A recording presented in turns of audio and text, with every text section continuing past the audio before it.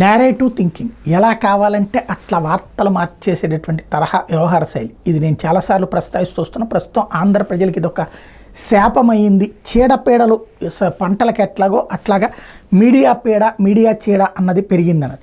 వాస్తవంగా త్రిమూర్తులకు సంబంధించినటువంటి ఉదంతం చూసుకుంటే 1994లో ఇండిపెండెంట్గా పోటీ చేసి గెలిచారు రామచంద్రాపురం నుండి.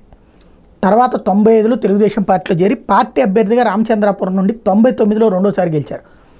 ఆ టైంలో జరిగినటువంటి సంఘటనే ఈ శిరోముండనం సంఘటన. ఆ త్రిమూర్తులకు సంబంధించి ఇప్పుడు 18 నెలల జైలు శిక్ష పడింది. ఖచ్చితంగా దాని మీద అప్పీల్కి వెళ్తారు ఏంటనే. కానీ వైసీపీ ఎమ్మెల్సీ దాష్టికం, వైసీపీ ఎమ్మెల్సీ అరాచకం.